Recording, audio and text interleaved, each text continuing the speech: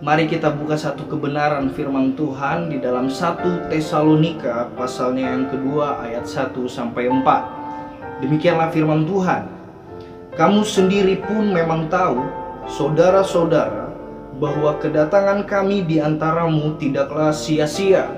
Tetapi sungguh pun kami sebelumnya, seperti kamu tahu, telah dianiaya dan dihina di Filipi. Namun dengan pertolongan Allah kita, kami beroleh keberanian untuk memberitakan Injil Allah kepada kamu dalam perjuangan yang berat. Sebab nasihat kami tidak lahir dari kesesatan atau dari maksud yang tidak murni, dan juga tidak disertai tipu daya. Sebaliknya, karena Allah telah menganggap kami layak untuk mempercayakan Injil kepada kami, karena itulah kami berbicara, bukan untuk menyukakan manusia, melainkan untuk menyukakan Allah yang menguji hati kita. Saudara-saudari yang terkasih di dalam Tuhan, bagian firman Tuhan ini adalah refleksi bagi hidup kita. Kita kembali melihat dan membaca sejarah misi dari Rasul Paulus ketika dia melayani di kota Tesalonika.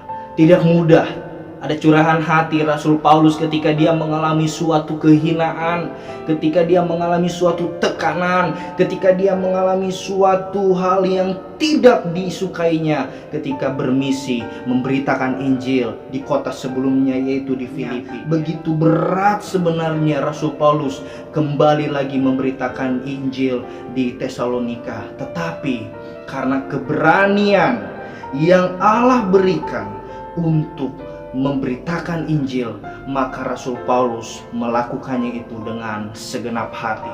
Hal yang sulit bagi manusia dimudahkan oleh Allah. Hal yang sulit bagi kita orang percaya, Allah menyertai kita. Allah yang Immanuel selalu ada di belakang kita ketika kita merasa takut, merasa khawatir, dan berada di depan kita sebagai kota benteng kita yang teguh.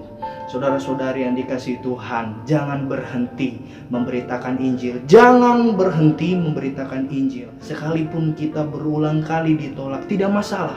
Karena bukan kita yang ditolak, tetapi Yesus yang ditolak.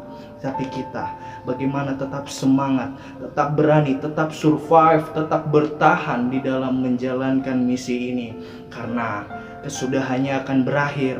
Firman Tuhan berkata, kesudahannya akan berakhir ketika seluruh bangsa mendengarkan firman Tuhan. Itulah yang Allah rindukan.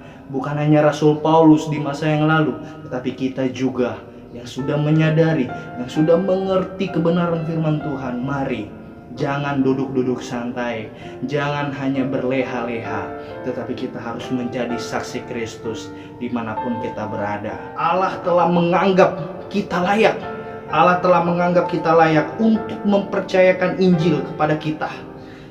Karena itulah kami berbicara bukan untuk menyukakan manusia, melainkan untuk menyukakan Allah yang menguji hati kita. Percayalah, kalimat ini dari ayat yang keempat untuk Rasul Paulus pada masa sebelumnya, tetapi juga berlaku bagi kita hari-hari ini, bagi kita pada zaman ini, bahwa kita melakukan itu bukan untuk dilihat manusia, tetapi kita melakukan itu untuk menyukakan hati Allah.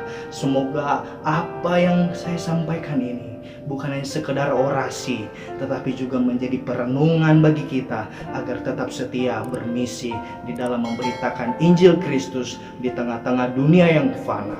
Shalom, Tuhan Yesus memberkati.